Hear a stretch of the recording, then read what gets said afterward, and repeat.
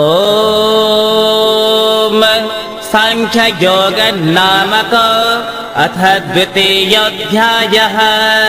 संजय उवाच तं तथा कृपयाविष्टम् अश्रुपूर्णकुलेक्षणम् विषेदन्तमिदं वाक्यम् उवाच मधुसूदनः।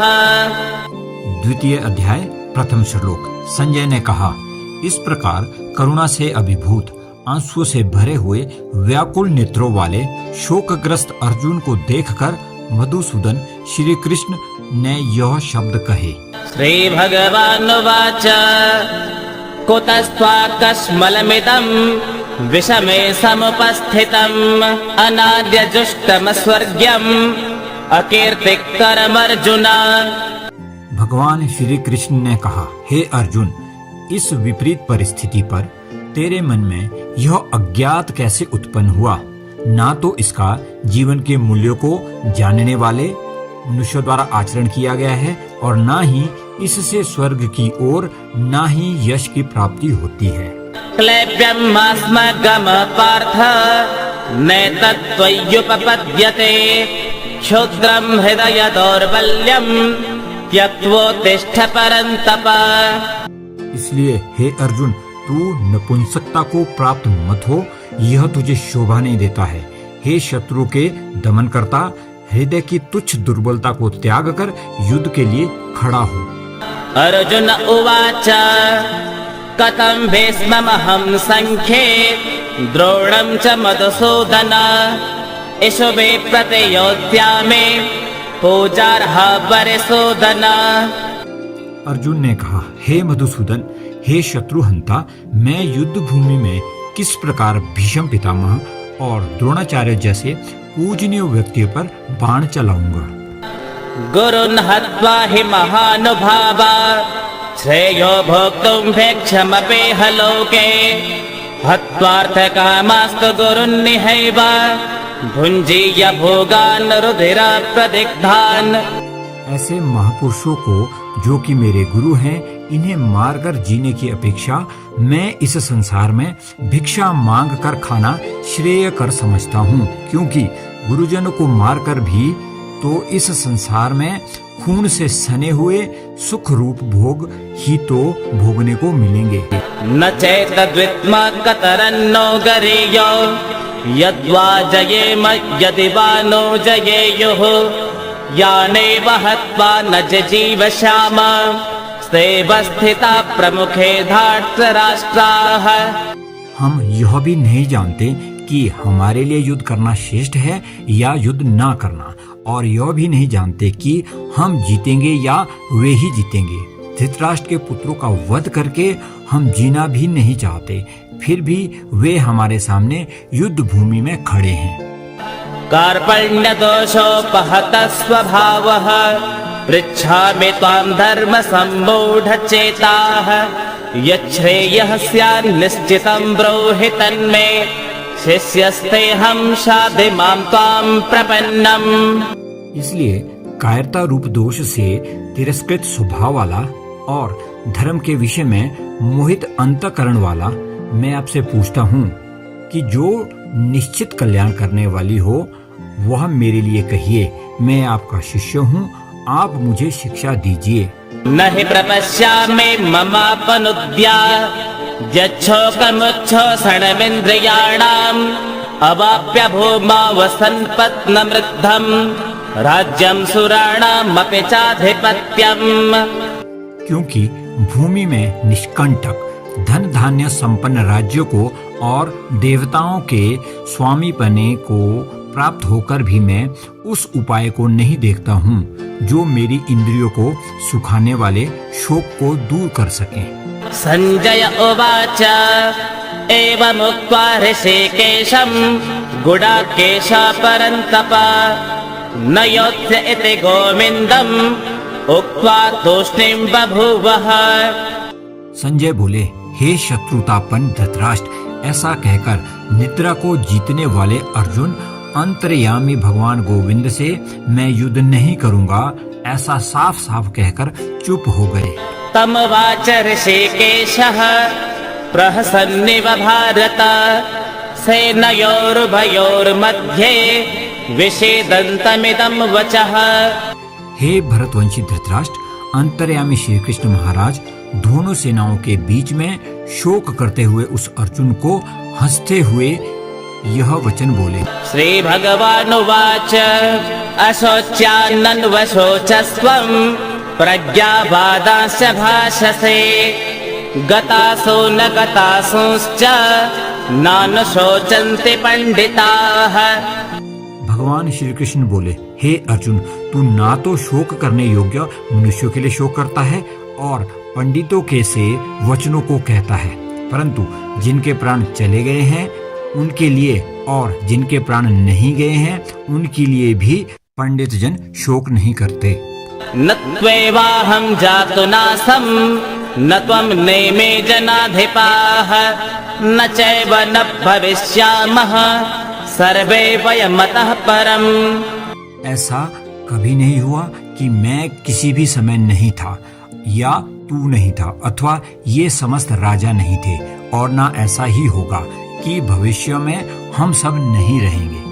देहिनोऽस्मिन् यथा देहे कौमारं यौवनं जरा तथा देहान्तर प्राप्ते धीरस्तत्र न मुह्यते।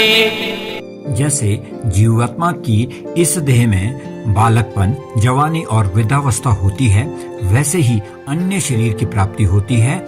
उस विषय में धीर पुरुष मोहित नहीं होता। मात्रा स्पर्शास्तु कौन्तेय शीतोष्ण सुख दुःखदाः आगमापायिनो नित्या तांस्ति तिक्षस्व भारत। हे कुंती पुत्र, सुख दुख को देने वाले विषयों के क्षणिक संयोग तो केवल इंद्रिय बोध से उत्पन्न होने वाले सर्दी तथा गर्मी की ऋतुओं के समान आने जाने वाले हैं। इसलिए हे भरतवंशी, तुम अविचल भाव से उनको सहन करने का प्रयत्न कर। यं हि न व्यथयन्त्येते पुरुषं पुरुषर्षभ सम दुःख सुखं धीरं सोमृतत्वाय कल्पते। हे पुरुष श्रेष्ठ, जो मनुष्य दुख तथा सुख में कभी विचलित नहीं होता है, दोनों परिस्थितियों में समभाव रहता है, ऐसा धीर पुरुष निश्चित रूप से मुक्ति के योग्य होता है। ना सतो विद्यते भावो ना भावो विद्यते सतः उभयोरपि दृष्टोऽन्तः त्वनयोस्तत्त्वदर्शिभिः। तत्वदर्शियों के द्वारा निष्कर्ष निकालकर देखा गया है कि असत वस्तु जैसे शरीर है का कोई भी अस्तित्व नहीं होता है, और सत वस्तु जैसे आत्मा है में कोई परिवर्तन नहीं होता है। अविनाशी तु तद्विद्धि येन सर्वमिदं ततं विनाशमव्ययस्यास्य न कश्चित् कर्तुमर्हते। उस वस्तु को तुम अविनाशी जानो जिससे यह संपूर्ण जगत व्याप्त है। इस अव्यय का नाश करने में कोई भी समर्थ नहीं है। अन्तवन्त इमे देहा नित्यस्योक्ता शरीरिणः अनाशिनो प्रमेयस्य तस्माद्युध्यस्व भारत। इस नाश रहित अप्रमेय नित्य स्वरूप जीवात्मा के ये सब शरीर नाशवान कहे गए हैं। इसलिए हे भरतवंशी अर्जुन, तू युद्ध कर। य एनं वेत्ति हन्तारं यश्चैनं मन्यते हतम् उभतो न विजानीतो नायं हन्ति न हन्यते। जो इस आत्मा को मारने वाला समझता है तथा जो इसको मरा हुआ मानता है, वह दोनों ही नहीं जानते, क्योंकि यह आत्मा वास्तव में ना तो किसी को मारता है और ना ही किसी के द्वारा मारा जाता है। न जायते म्रियते वा कदाचित् नायं भूत्वा भविता वा न भूयात् अजो नित्य शाश्वतोऽयं पुराणो न हन्यते हन्यमाने शरीरे। यह आत्मा किसी काल में भी ना तो जन्म लेती है और ना ही मरती है और ना ही जन्म लेगी। यह अजन्मा, नित्य, शाश्वत तथा पुरातन है। शरीर के मारे जाने पर भी इसे नहीं मारा जा सकता। वेदा विनाशिनं नित्यं य एनमजमव्ययम् कथं स पुरुष पार्थ कम घातयति हन्तिकम्। हे पार्थ, जो पुरुष इस आत्मा को अविनाशी, नित्य और अव्यय स्वरूप जानता है, वह कैसे किसको मरवाएगा और कैसे किसको मारेगा। वासांसि जीर्णानि यथा विहाय नवानि गृह्णाति नरोपराणि तथा शरीराणि विहाय जीर्णान्यन्यानि संयाति नवानि देहि। जैसे मनुष्य जीर्ण वस्त्रों को त्याग कर दूसरे नए वस्त्रों को धारण करता है, वैसे ही देही जीवात्मा पुराने शरीर को त्याग कर दूसरे नए शरीरों को प्राप्त होता है। नैनं छिन्दन्ति शस्त्राणि नैनं दहति पावका न चैनं क्लेदयन्त्यापो न शोषयति मारुतः। इस आत्मा को शस्त्र काट नहीं सकते और न अग्नि इसे जला सकती है, जल इसे गीला कर नहीं सकता और वायु इसे सुखा नहीं सकती। अच्छेद्यो यमदाह्योऽयम् अक्लेद्यो स्वस्य एव च नित्यः सर्वगतस्थाणो अचलोऽयं सनातनः। यह आत्मा न तो तोड़ा जा सकता है, न ही जलाया जा सकता है, न इसे गुलाया जा सकता है और न ही सुखाया जा सकता है। यह आत्मा शाश्वत है, सर्वव्यापी, अविकारी है, स्थिर और सदैव एक सा रहने वाली है। अव्यक्तोऽयमचिन्त्योऽयम् अविकार्योऽयमुच्यते तस्मादेवं विदित्वैनं नानुशोचितुमर्हसि। आत्मा को अदृश्य, अकल्पनीय और अपरिवर्तनीय कहा जाता है। इस प्रकार आत्मा को अच्छी तरह जानकर तू शोक करने के योग्य नहीं है। अत चैनं नित्यजातं नित्यं वा मन्यसे मृतं तथापि त्वं महाबाहो नैवं शोचितुमर्हसि। हे महाबाहु, यदि तू इस आत्मा को सदा जन्म लेने वाला तथा सदा मरने वाला मानता है, तो भी तू इस प्रकार शोक करने योग्य नहीं है। जातस्य हि ध्रुवो मृत्युः ध्रुवं जन्म मृतस्य च तस्मादपरिहार्येऽर्थे न त्वं शोचितुमर्हसि। जन्म लेने वाले की मृत्यु निश्चित है और मरने वाले का जन्म भी निश्चित है, इसलिए जो अटल है, अपरिहार्य है, उसके विषय में तुमको शोक नहीं करना चाहिए। अव्यक्तानि भूतानि व्यक्तमध्यानि भारत अव्यक्तनिधनान्येव तत्र का परिदेवना। हे अर्जुन, संपूर्ण प्राणी जन्म से पहले अप्रकट थे और मरने के बाद भी अप्रकट हो जाने वाले हैं, केवल बीच में ही प्रकट हैं। फिर ऐसी स्थिति में क्या शोक करना है। आश्चर्यवत् पश्यति कश्चिदेनामाश्चर्यवद् वदति तथैव चान्यः आश्चर्यवच्चैन मन्यः शृणोति श्रुत्वाप्येनं वेद न चैव कश्चित्। कोई इस आत्मा को आश्चर्य की तरह देखता है, कोई इसका आश्चर्य की तरह वर्णन करता है तथा कोई इसे आश्चर्य की तरह सुनता है और कोई कोई तो इसके विषय में सुनकर भी कुछ नहीं समझ पाता है। देहे नित्यमबध्योऽयं देहे सर्वस्य भारत तस्मात् सर्वाणि भूतानि न त्वं शोचितुमर्हसि। हे भरतवंशी, यह देही आत्मा सबके शरीर में सदा ही अवध्य है, इसलिए समस्त प्राणियों के लिए तुझे शोक करना उचित नहीं है। स्वधर्ममपि चावेक्ष्य न विकम्पितुमर्हसि धर्म्याध्ये युद्धात् श्रेयो न्यक्षत्रियस्य न विद्यते। हे अर्जुन, क्षत्रिय होने के कारण अपने धर्म का विचार करके भी तू संकोच करने योग्य नहीं है, क्योंकि क्षत्रियों के लिए धर्म के लिए युद्ध करने के अलावा और कोई श्रेष्ठ कर्म नहीं है। यदृच्छया चोपपन्नं स्वर्गद्वारमपावृतं सुखिनः क्षत्रियाः पार्थ लभन्ते युद्धमीदृशम्। हे पार्थ, अपने आप प्राप्त हुए और खुले हुए स्वर्ग के द्वार के रूप में इस प्रकार के युद्ध को भाग्यवान क्षत्रिय ही पा पाते हैं। अथ चेत्त्वमिमं धर्म्यं संग्रामं न करिष्यसे ततः स्वधर्मं कीर्तिं हित्वा पापमवाप्स्यसे। यदि तुम इस धर्म युद्ध को स्वीकार नहीं करोगे तो स्वधर्म और कीर्ति को खोकर पाप को प्राप्त करोगे। अकीर्तिं चापि भूतानि कथयिष्यन्ति ते व्ययाम् संभावितस्य चाकीर्तिः मरणादतिरिच्यते। तथा सब लोग तेरी बहुत काल तक रहने वाली अपकीर्ति का भी कथन करेंगे और माननीय पुरुष के लिए अपकीर्ति मरण से भी बढ़कर है। भयाद्रणादुपरतं मन्स्यन्ते त्वां महारथाः येषां च त्वं बहुमतो भूत्वा यास्यसि लाघवम्।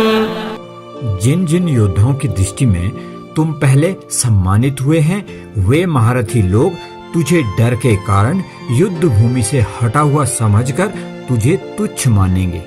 अवाच्यवादांश्च बहून् वदिष्यन्ति तवाहिताः निन्दन्तस्तव सामर्थ्यं ततो दुःखतरं नु किम्। तुम्हारे शत्रु तुम्हारे सामर्थ्य की निंदा करते हुए बहुत से अकथनीय वचनों को कहेंगे, फिर उससे अधिक दुख क्या होगा। हतो वा प्राप्स्यसि स्वर्गं जित्वा वा भोक्ष्यसे महीम् तस्मादुत्तिष्ठ कौन्तेय युद्धाय कृतनिश्चयः। युद्ध में मरकर तुम स्वर्ग प्राप्त करोगे या जीतकर पृथ्वी को भोगोगे, इसलिए हे कौन्तेय युद्ध का निश्चय कर तुम खड़े हो जाओ।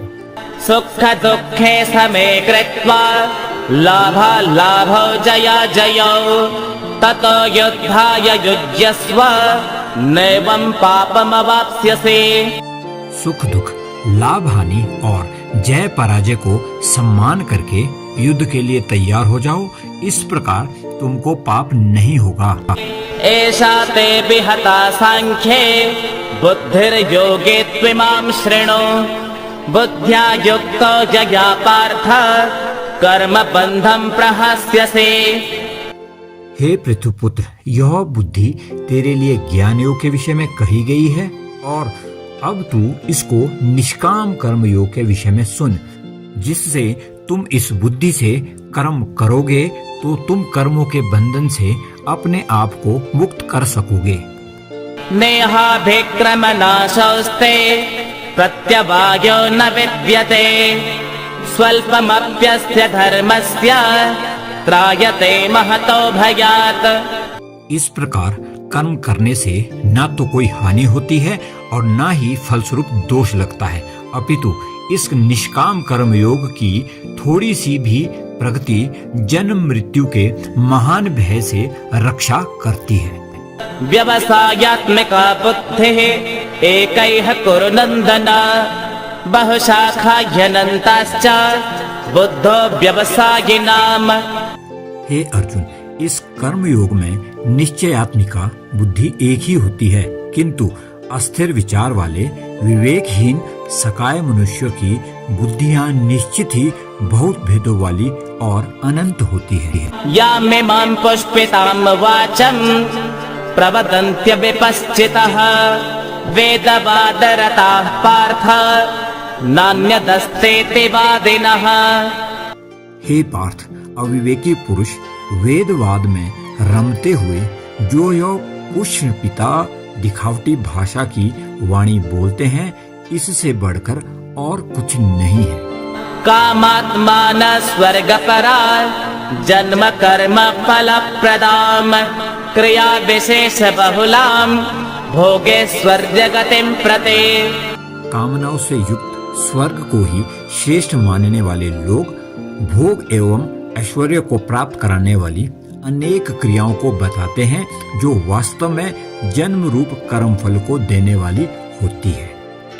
भोगेश्वर्य प्रसक्तानां तयापहृत चेतसाम व्यवसायात्मिकां बुद्धिः समाधौ न विधेयते।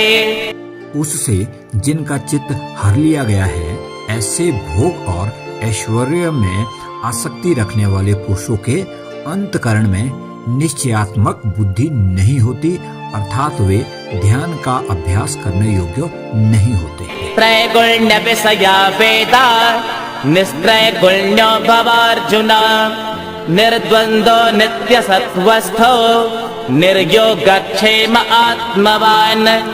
हे अर्जुन, वेदों में मुख्य रूप से प्रकृति के तीनों गुणों का वर्णन हुआ है, इसलिए तुम इन तीनों गुणों से ऊपर उठो, हर्ष शोक आदि द्वंद्वों से रहित तथा सुरक्षा की सारी चिंताओं से मुक्त आत्मपरायण बनो।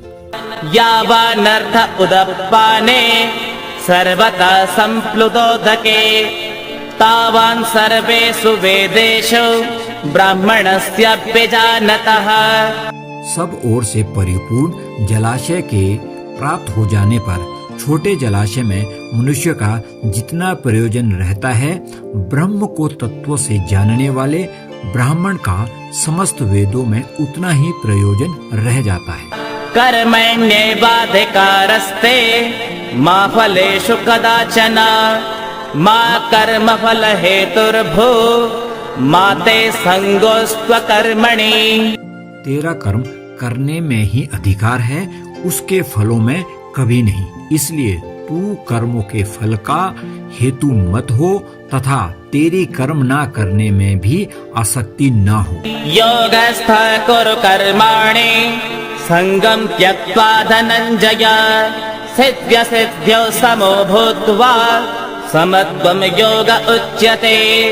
हे धनंजय, आसक्ति को त्याग कर तथा सिद्धि और असिद्धि में समभाव होकर योग में स्थित हुए तुम कर्म करो, यह संभाव ही योग कहलाता है। दूरेण ह्यवरम कर्म बुद्धि योगात् धनंजय बुद्धो शरणमन्विच्छ कृपणा फल हेतवः।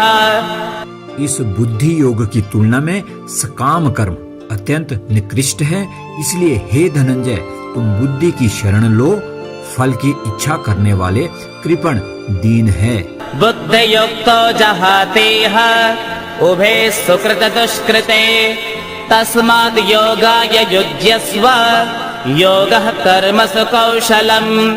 समत्व बुद्धि युक्त पुरुष इस जीवन में पुण्य और पाप इन दोनों कर्मों को त्याग देता है, इसलिए तुम योग से युक्त हो जाओ, कर्मों में कुशलता योग है। कर्मजं बुद्धि युक्ता हि फलं त्यक्त्वा मनीषिणः जन्म बन्ध विनिर्मुक्ताः पदं गच्छन्त्यनामयम्। बुद्धि योग युक्त मनीषी लोग कर्मजन्य फलों को त्याग कर जन्म रूप बंधन से मुक्त हुए अनामय अर्थात निर्दोष पद को प्राप्त होते हैं। यदा ते मोहकलिलं बुद्धिर्व्यतितरिष्यते तदा गन्तासि निर्वेदं श्रोतव्यस्य श्रुतस्य च। जिस काल में तेरी बुद्धि मोह रूपी दलदल को भली भांति पार कर जाएगी, उस समय तू सुने हुए और सुनने में आने वाले इस लोक और परलोक संबंधी सभी भोगों से वैराग्य को प्राप्त हो जाएगा। श्रुति विप्रतिपन्ना ते यदा स्थास्यति निश्चला समाधावचला बुद्धिः तदा योगमवाप्स्यसि। जब अनेक प्रकार के विषयों को सुनने से विचलित हुए तुम्हारी बुद्धि आत्म स्वरूप में अचल और स्थिर हो जाएगी, तब तुम योग को प्राप्त करोगे। अर्जुन उवाच स्थित प्रज्ञस्य का भाषा समाधिस्थस्य केशव स्थितदे किं प्रभाषेत किमासेत व्रजेत किम। अर्जुन ने कहा, हे केशव, अध्यात्म में लीन स्थिर बुद्धि वाले मनुष्य का क्या लक्षण है? वह स्थिर बुद्धि मनुष्य कैसे बोलता है, किस तरह बैठता है और किस प्रकार चलता है? श्री भगवानुवाच प्रजहाति यदा कामान् सर्वान् पार्थ मनोगतान् आत्मन्येवात्मना तुष्टः स्थित प्रज्ञस्तदुच्यते।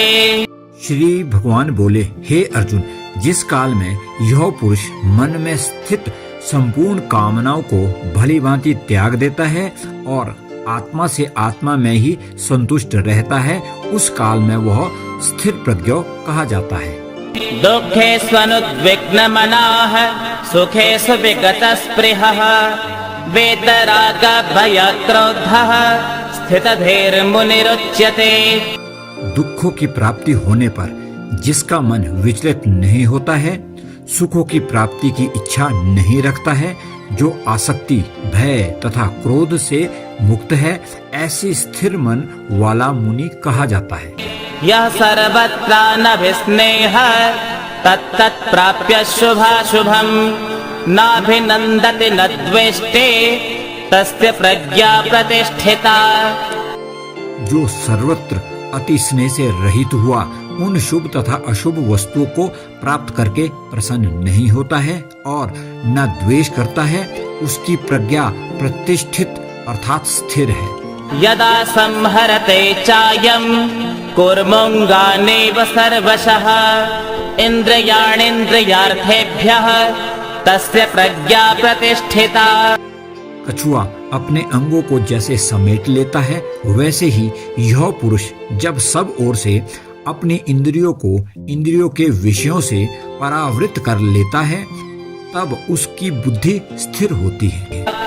विषया विनिवर्तन्ते निराहारस्य देहिनः रसवर्जं रसोऽप्यस्य परं दृष्ट्वा निवर्तते।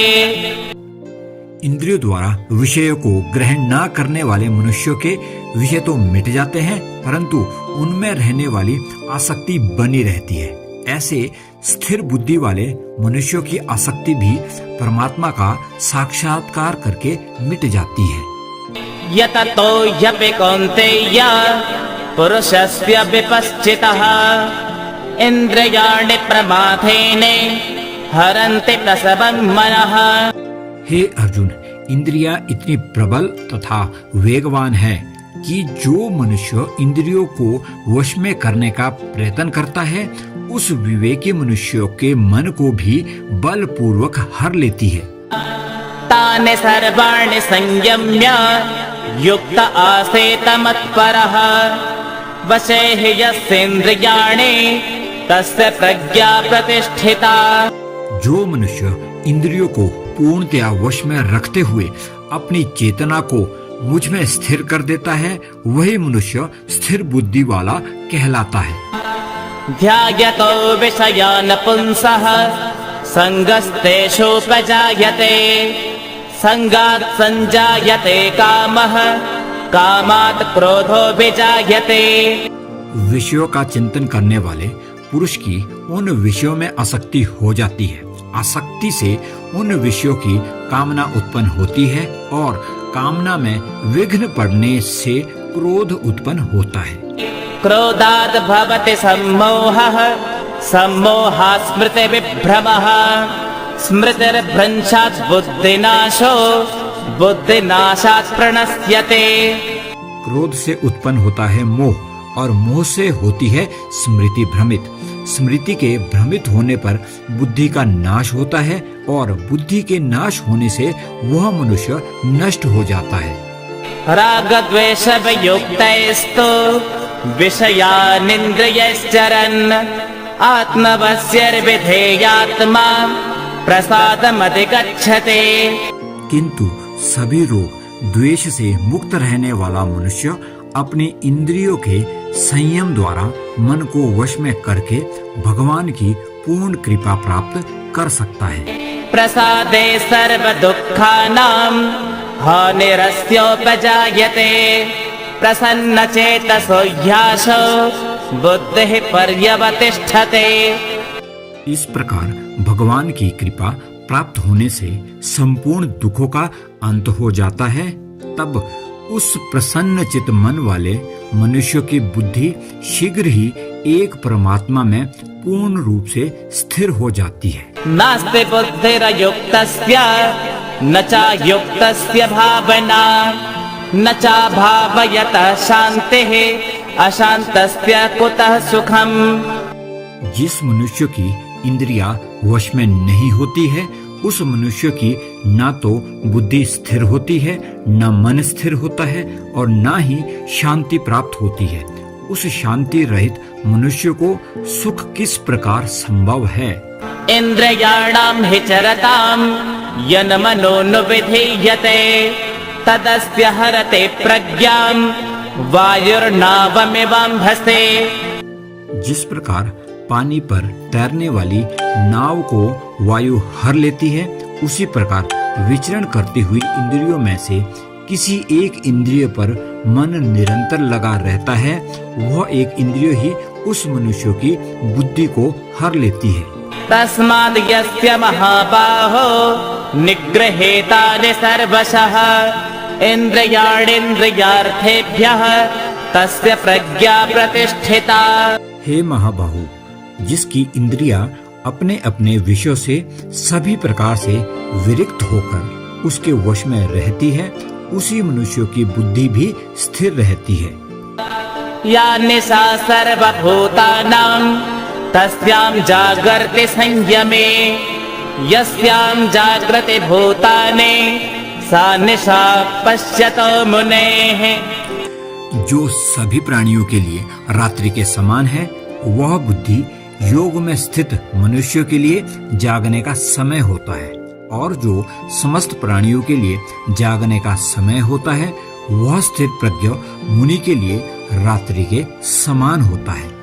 आपूर्यमाणमचल प्रतिष्ठं समुद्रमाप प्रविशन्ति यद्वत् तद्वत् कामायं प्रविशन्ति सर्वे स शान्तिमाप्नोति न कामकामे।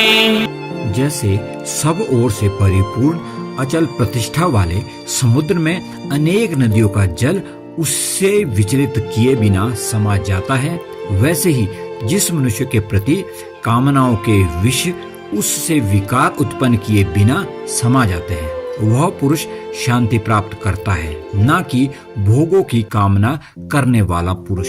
विहाय कामान्यः सर्वान् पुमाश्चरति निःस्पृहः निर्ममो निरहंकारः स शान्तिमधिगच्छति। जो मनुष्य समस्त भौतिक कामनाओं का परित्याग कर इच्छा रहित, ममता रहित और अहंकार रहित रहता है, वही मनुष्य परम शांति को प्राप्त कर सकता है। एषा ब्रह्मे स्थिते पार्थ नैनां प्राप्य विमुह्यते स्थित्वा स्यामन्तकालेऽपि ब्रह्म निर्वाणमृच्छते। हे पार्थ, यह ब्राह्मणी स्थिति है, इसे प्राप्त कर पुरुष मोहित नहीं होता, अंतकाल में भी इस निष्ठा में स्थिर होकर ब्रह्म निर्वाण अर्थात ब्रह्म के साथ एकत्व को प्राप्त होता है। ओम तत्सदिति श्रीमद्भगवद्गीतासु उपनिषत्सु ब्रह्म विद्यायां योगशास्त्रे श्रीकृष्णार्जुन संवादे सांख्ययोगो नाम द्वितीयोऽध्यायः। श्रीनारायणार्पणमस्तु। हरिः ओम्।